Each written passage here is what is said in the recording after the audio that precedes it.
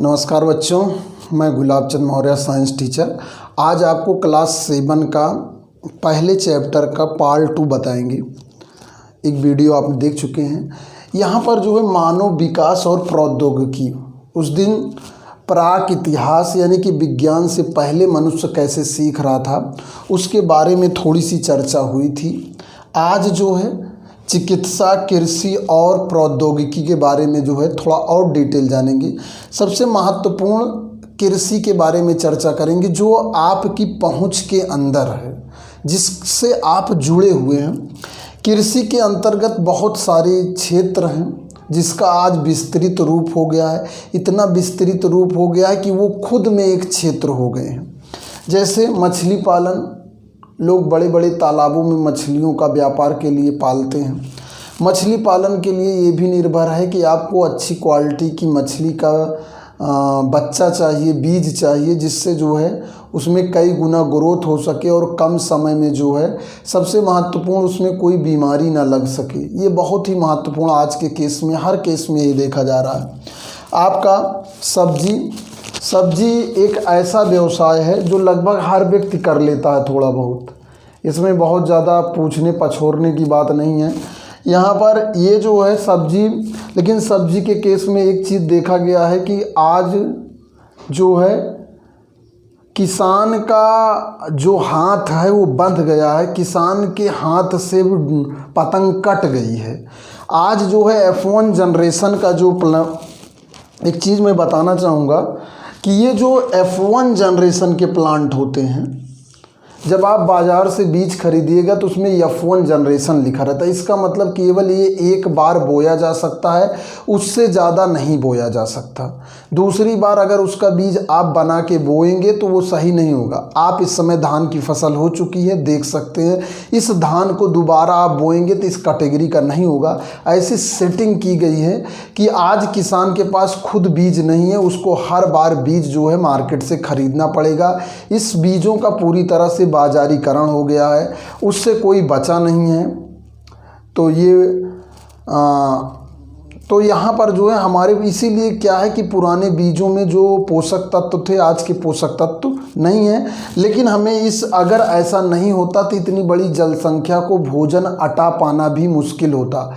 मैं आपको बताऊं, आज के 40-50 साल पहले इतने ही खेत थे, इससे कम लोग थे, लेकिन खाने को अटता नहीं था। दोपहर में केवल गंजी और आलू खाया जाता था, महुआ खाया जाता था। शाम को केवल एक चीज़ और मैं आपको बता दूं, गोजई एक होता था, गोजई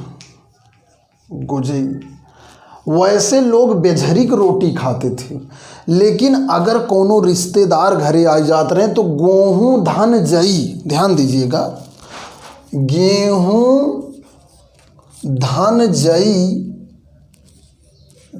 ठीक है, गेहूँ धान जई, इसको मिला के गोजई बनता था। यानी कि एक जौ जो होता था, जिसको जई को जौ कहते हैं भैया। यानी कि जब पहले गेहूं और जौ इतना कम मात्रा में होता था कि जब कोई रिश्तेदार आता था तभी जो है गेहूं और जौ की रोटी बनती थी, वरना नहीं बनती थी। यानी कि इसे सेफ रखा जाता था, हम दूसरी तरह की रोटियों को खाते थे। तो ये क्या है कि डेवलपमेंट 50 साल में हमने बहुत उन्नत की, टेक्नोलॉजी ने हमारे जीवन को बहुत बदल दिया है। हाँ, तो ये आप जानते रहिए। एक पुरानी चीज़ मैंने आपको बताया कि गोजई की जो रोटी होती थी वो गेहूं और जौ को मिलाकर, यानी कि पैदावार बहुत ही निम्न थी। तो यहाँ पर सब्जी हो गया, रेशम सेरीकल्चर के अंतर्गत जो है, आपका मछली जो है पिस्सी कल्चर के अंतर्गत, और यहाँ पर इन जैसे आप इन सब का टीका, जैसे सुअर, मैं अपने भारत में चलन नहीं है, लेकिन अमेरिका में जो है पूरा का पूरा पिग्गी लैंड है, पिग्गी किंगडम है। जितना बड़ा आपका शहर होगा इतने बड़े बड़े बाड़े हैं सुअर के, केवल वो लोग पिग ही वहाँ पर खाते हैं। देखिए, वैसे इसमें पोषक तत्व तो ज़्यादा होते हैं, ठीक है, लेकिन मान्यताएं अलग। लेकिन आप जानिए ये भी एक व्यवसाय है, लोग करते हैं। मुर्गी पालन, मुर्गी के अंडे आप सभी लोग खाए होंगे, मुर्गी भी खाए होंगे। तो यहाँ पर ये जो है ये सब व्यवसाय के अंतर्गत आते हैं। अब इसमें मैं आपको बताना चाहूँगा, देखिए समय समय पर जो है हरित क्रांति जो है आई, तो कृषि में ट्रैक्टर आए, उन्नतशील बीज आए, खाद आए, जिससे जो है बहुत विकास हुआ। श्वेत क्रांति दूध बढ़ाने, श्वेत क्रांति आई तो दूध के उत्पादन पर ध्यान दिया गया, दूध बढ़ा। पीली क्रांति तिलहन तेलों के केस में बहुत उन्नति हुई और ये जो है बहुत आगे तक गया। भूरी क्रांति उर्वरक के बारे में, उर्वरक का मतलब आपका यूरिया, डाई, पोटास और भी NPK, बहुत सारी खादें जो हैं मार्केट में आई, जिससे उर्वरकता बढ़ी, खेतों की पैदावार बढ़ी। क्योंकि प्राकृतिक रूप से हर जगह की खेती में जो है पोषक तत्व तो नहीं होते हैं, ऊसर को कहने का मतलब उपजाऊ बनाया गया, ये बहुत सारे कार्य किए गए। और पीली क्रांति जो है मछली पालन में इसको लगाया गया। तो ये जो टेक्नोलॉजी को मनुष्य के विज्ञान ने जो टेक्नोलॉजी डेवलप की, उससे मनुष्य के जीवन में बहुत सुधार आया और वो बहुत आगे तक गया। अब यहाँ पर जो है आता है कि ये आपने जाना जो लेटेस्ट चल रहा है उसके बारे में भी थोड़ी सी चर्चा कर लेते हैं। ये जैसे लेटेस्ट जो है जो हम मोबाइल का यूज कर रहे हैं आप लोग, औद्योगिक क्रांति। देखिए टेक्नोलॉजी में एक औद्योगिक क्रांति जान लीजिए, और इंडस्ट्रियल रिवॉल्यूशन, औद्योगिक क्रांति, औद्योगिक क्रांति। पहले मार्केट में बच्चों ना इतना साबुन था, ना सर्फ था, ना नहाने वाला साबुन था, ना धुलने वाला साबुन था।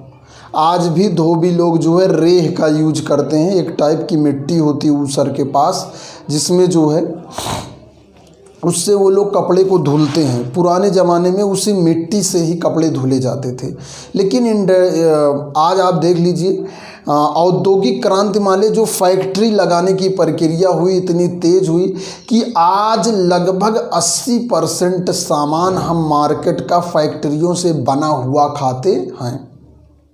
क्यों? क्योंकि हमें प्राकृतिक चीज़ों का स्वाद नहीं पसंद है। फैक्ट्रियाँ के मालिक जो होते हैं, उनके जो साइंटिस्ट होते हैं, इस बात पे रिसर्च करते हैं कि आदमी को कौन सा स्वाद नहीं पसंद है। वो क्या करते हैं, उसमें जो केमिकल्स होते हैं उसको एक्सट्रैक्ट करते हैं। एक्सट्रैक्ट का मतलब होता है बच्चों निकालना। निकाल कर जो है वो हम लोगों तक जो है दूसरे कैप्सूल के फॉर्म में, टैबलेट के फॉर्म में हम लोगों तक पहुँचाते हैं। और अब जैसे नीम है, नीम हम खाना पसंद नहीं करते, ना उसकी पत्ती खाना।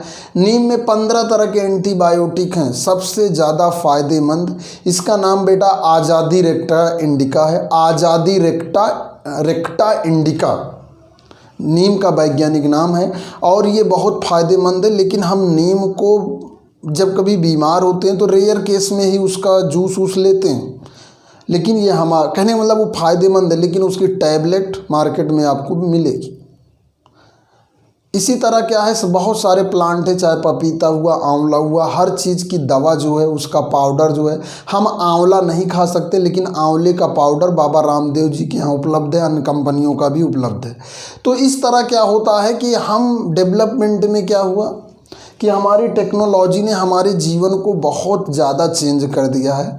और टेक्नोलॉजी ने जो है हमारे ये प्रौद्योगिकी ने जो क्या हुआ, औद्योगिकी को एकदम चेंज कर दिया।